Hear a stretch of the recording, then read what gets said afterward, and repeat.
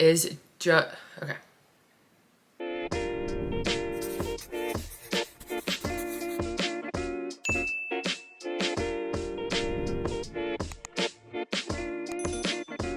Hey everyone, and welcome to my channel. I'm Nikki, and today's video is gonna be a quick sit down talking video. So today I'm gonna be discussing how to stay motivated on your weight loss journey, especially when you're not feeling motivated at all. So this is another question that I am asked so frequently, is how I stay motivated to stay consistent, and how I've just continued to stay motivated on my wellness journey throughout the past 3.5 years. If you enjoyed this video or find it helpful, please go ahead and give it a like and subscribe to my channel. I really appreciate it.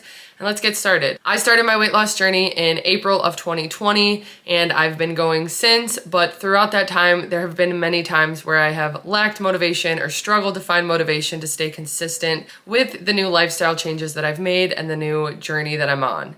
And these are just some of the things that have really helped me. Today, I'm gonna be giving you guys 7 tips of things that help me when I'm not feeling so motivated and feeling kind of stuck on my journey. So the first thing I want to say is that you're not going to be motivated all the time. That's just human. You just aren't going to feel motivated, especially when it comes to weight loss, because it is difficult, and just staying on track with eating healthy, getting movement, getting enough sleep, getting enough water, all of that stuff is exhausting, and it does take hard work. And so we are not going to be motivated all the time, but that is when it's so important to just focus on being disciplined. And these are some of the things that help me to be more disciplined and to spark some motivation when I'm not feeling it. So tip number 1 is just to set yourself up for success and to keep things as simple as possible. So like I mentioned, you're not gonna feel motivated all the time. It gets exhausting always making healthy choices and getting your body moving. And like I said, all those other things that play into your wellness and your health, those are not easy. But going along that, neglecting all of those things and living that type of lifestyle isn't any easier, honestly. If anything, it becomes more difficult down the line when you're not fueling your body and able to do the things that you want to do. So it is important to stay disciplined with the decisions.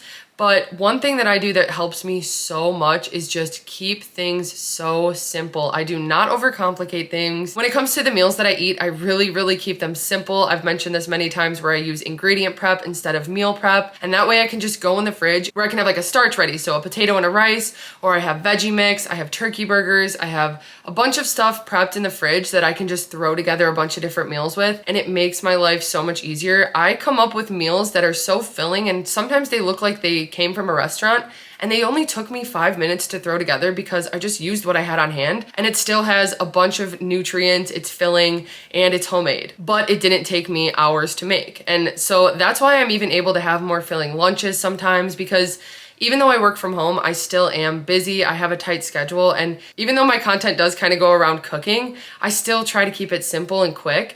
And the ways that I do that are by ingredient prepping and just kind of following simple recipes, which if you guys have my cookbook, you know, I try to keep it very limited with ingredients that I use, and even like seasonings and stuff. I just find that it's overwhelming when you get a recipe and it's like 20 ingredients and 20 steps. I'm so much less likely to do that than when I just have like even a list of ingredients that I can decide the portions and throw together. That's kind of how I like to do it. So I keep it simple for myself so that I'm more likely to make the easier decision and just have myself set up for success. And another thing kind of going along with that helps me to stay motivated is some situations I'll be sitting there, and I'll try to think of an example, like even if I don't want to make a veggie mix, like I don't want to prep the ingredients and I have an extra 15 minutes that I can do it, but I'd rather just sit on my phone. In those moments when I make the decision to get up and just make the veggie mix quickly, sometimes I even get it done faster than I expected, and then I'm set for the next 5 days with vegetables. It helps me to add to meals. It helps me bulk up meals and keep them low point. Like, it is so worth it in that 15 minutes to do something that'll help me for the next 5 days. But in that moment when I don't want to do it, it is so difficult. And I just remind myself down the line, if I just get up and do it right now, I know I can do it, and I know it's going to be more beneficial. It's all in my head. I have to like talk myself through it. But I'm like, if I'm going to do this right now, it is going to help me and set me up, and I'm going to be happy. And what I do is when I actually do that, so I got up, I made the veggie mix, and then the next few days I have it, I actually like thank myself internally. Like, I just, in my head, I'm like, thank you for prepping this. You helped yourself stay on track. And it's kind of like a little bit of positive reinforcement to myself. And it sounds so basic, but it helps me so much to acknowledge the fact that I made the harder decision in that moment, but it helped me down the line. And it just makes it easier to make that decision then down the line. So when I'm in another situation where even if I'm just like laying on my bed and I realize like I have not had my water today, I need to drink more water. I don't want to get up now though. I'm tired. I don't want to move, whatever. But I make the decision to get up. And again, that sounds so basic and easy, but in that moment, it's not always the easy thing to do. But I get up and I drink my water and I feel better. And when I feel better later and I know that it's because I drank my water, I thank myself internally and just think like, thank you for doing that ahead of time because future you was happy that you did it. And so I just kind of give myself those reminders, and it really has helped me to stay on track with little things like that, because little things like that do add up to huge changes. Okay, tip number 2 is to find other ways to measure your progress to stay motivated. So of course, taking progress pictures, I talk about that all the time, and taking some pictures in different outfits really helped me. I wish I would have taken more progress videos, but I didn't take really any. So that would have been one thing I would have done differently from the start of my journey, is take some videos. But doing that and comparing them, I guess I kind of have some from the gym even to like compare my form from when I first started versus now, and that's really helped me. And it really motivates me because sometimes at the gym I feel like I'm not doing something correctly, and then I can see the progress I've made from like the first time I did it, and then it keeps me going and keeps me motivated because then I see that I can get results if I just stick with it. But taking pictures, taking videos, taking measurements, and then trying new clothes. This is one thing that has made me so motivated on my journey. And I do want to mention not to get too caught up on sizing, because I also did that at the start of my journey, and I started just going lower and lower, and I would get so excited that I would try to squeeze into lower sizes, and it was just even more taxing on my mental health because I'd put these shorts on and then a size 8 didn't fit me in one pair and it did in another, and it just didn't work for me. So I've kind of gotten back to the point where it's fine if I'm wearing a size 10 or a 12, as long as it's comfortable and looks comfortable on me. That's what really matters. Anyway, going shopping and getting new clothes has been such a motivating thing for me throughout my weight loss journey. And I don't mean going out and buying a bunch of brand new clothes. What I actually do is I love to thrift, and I have been able to find so many affordable clothing items from thrifting. And especially when you're on a weight loss journey and you're losing weight and changing sizes, I did change sizes throughout my journey. I went from a 2XL to now even like a medium or large, depending on what I'm wearing, sometimes even a small. My sizes have definitely changed and I've needed new clothing,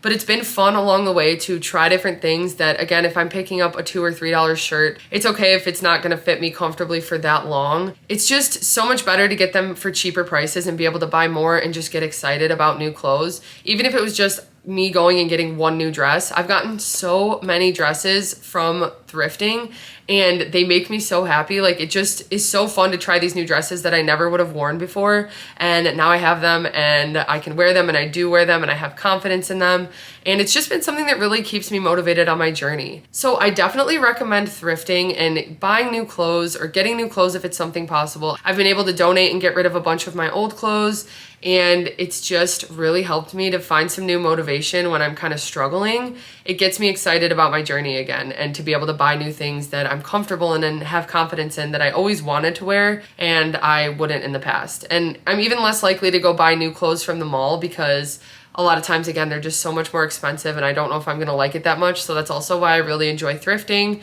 because you can find a bunch of different sizes and styles and everything like that. So finding different ways to measure progress and stay motivated with clothes has really helped me. Then tip number 3 is to reward yourself along the way. So I've done this multiple times on my journey, and I still do from time to time. In the past, when I would try a diet or something or try to lose weight, I always tried to reward myself with food, and I would try to like cut out certain foods, and then that would be my reward if I didn't have them for a certain amount of time. But usually that just led to me binging. And I found that it just wasn't healthy for me personally to reward myself with food, even if it was like going out for sushi or something like that. I just found that that wasn't always the best type of reward for me. So I found some non-food items and things that kind of kept me more motivated. So even if it was like buying new skates or buying new fitness equipment or fitness clothing, I've also done that.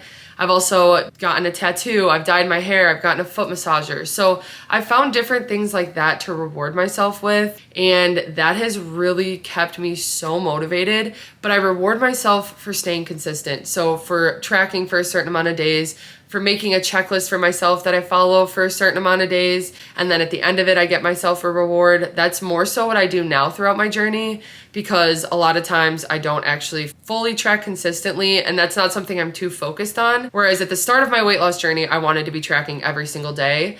And so now that I don't do that fully, I usually like to reward myself for doing a checklist where I like hit a certain water goal or something like that. And that really helps me to set new goals and stay on track with my maintenance journey. Okay, tip number 4 is something that I really have struggled with throughout my journey, and it is just finding balance and being able to have balance, because when you realize that you don't have to have an all or nothing lifestyle like I had thought in the past, then it really does help allow you to kind of make it more of a lifestyle and make it more sustainable. And then I feel like you don't even need to always have that much motivation. It's more, again, based with discipline and you being disciplined in every day with what you do.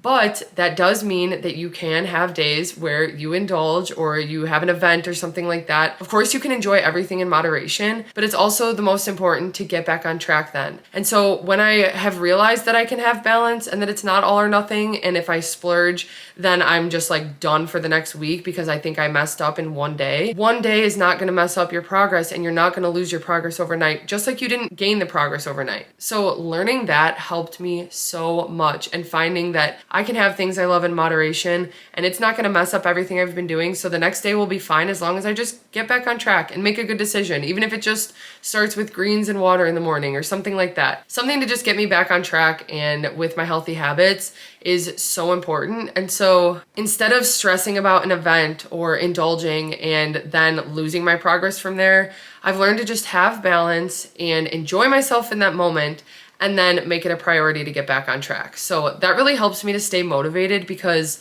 I used to get so discouraged when I thought that I just had to live a lifestyle of chicken breast and salad and then doing crazy activities that I didn't like, or running every day or something. Like, I thought that that had to be my all or nothing lifestyle for me to have success and have a healthy and strong body. And that couldn't be further from the truth. Of course, that might work for someone, and that is someone else's goals and what they want to do, or whatever will work for them. But for me personally, I know that that wasn't going to work, and not being able to still have maybe some alcoholic beverages or Auntie Anne's pretzels or sushi and all the things that I love. If I had to cut those out, I know that I would not have been happy, and honestly, it would have made me miserable and just wanting to have those things. And then I suffer even more when I'm making the healthy decisions, and not having balance just completely made me lose all my motivation. And again, it was an all or nothing mentality. So realizing that you can have the best of both worlds, you can enjoy both, and like genuinely you can. Like, it's become so different for me where I can just enjoy myself. I can go out to an event, I can have what I want to have, and most of the time I don't usually track it. Sometimes I do. Of course, when I like show you guys or something, I do track it, but other than that, I can just enjoy myself that day and then focus on getting back on track, and it doesn't change anything. And it's just my lifestyle now. And that really does help me to stay consistent with it, because I know that I'm not going to be like longing for something, because if I want it, I can have it. I just need to have it in moderation. Tip number 5 is to set some new goals in all different areas of your life. And what I mean by this is kind of what I was saying about the checklist. Every once in a while, I'll do like a monthly checklist where I have like 4 or 5 things that I try to stick to. And I try to pinpoint different areas. So maybe like mental health, physical health, something with eating, something like that. So then I have new goals for different areas of my life that are not too overwhelming, and they help me to get on track and stay consistent. So it could be something like drinking 3 of these in a day. And if I drink 3 of these in the day, I get to cross it off. It could be something like journaling for 10 minutes or reading for 10 minutes or stretching for 10 minutes, especially that. That is such a hard thing for me to do, is stick with my stretching. It's something I really need to work on and improve, especially with weightlifting and stuff.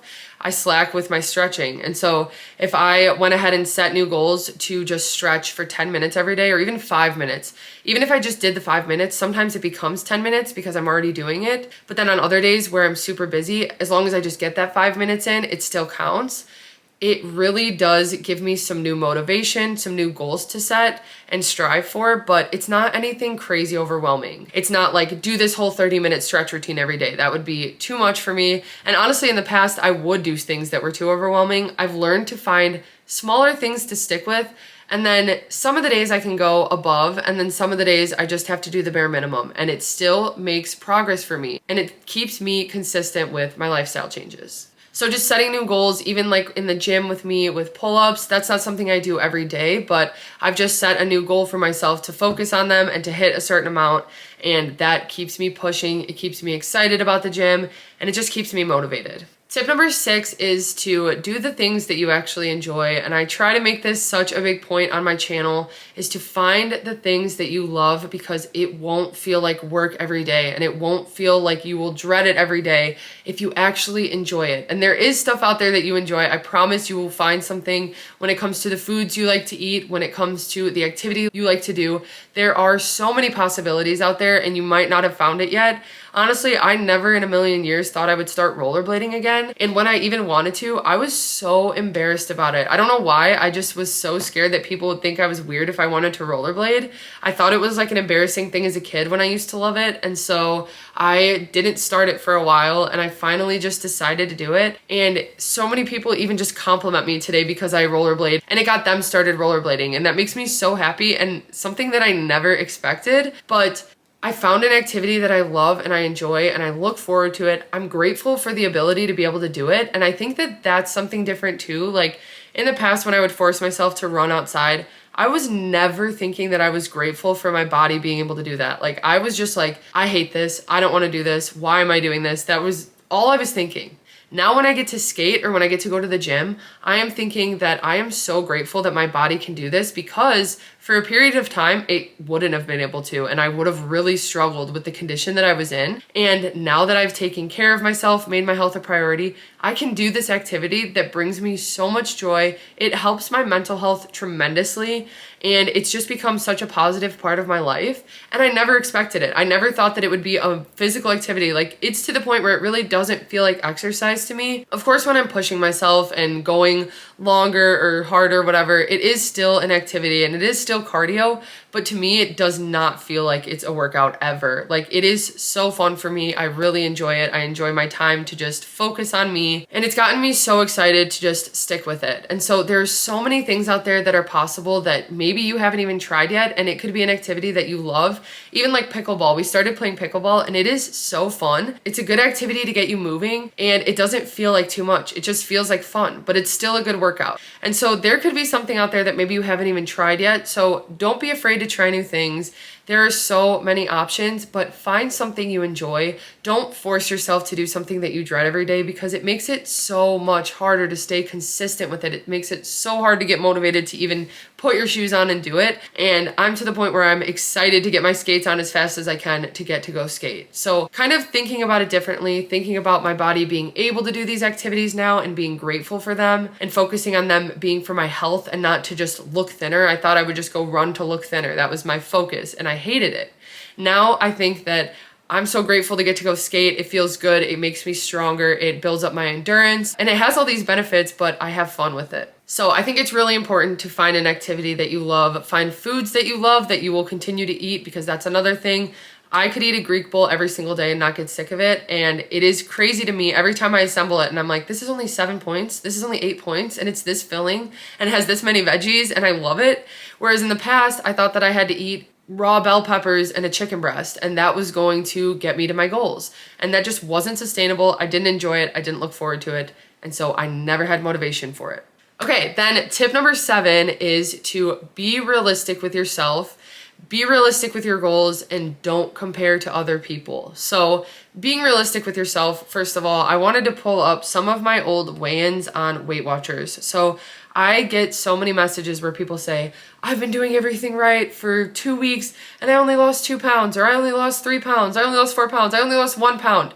That is still progress. That is still a step in the right direction. And even if you stayed the same for 2 weeks and you started to feel better, that is what matters, because the scale doesn't tell the whole picture always, especially when you're first starting out. Going into my old weigh-ins, there were so many weeks where I really didn't have any crazy differences. So I would have 0.2, then minus 3.5, then plus a pound, then minus 2, then minus 0.6, plus a pound, 0, 0, minus 2 pounds, minus 1 pound, minus 0.2, minus 0.2, minus 1, minus 1, plus 1.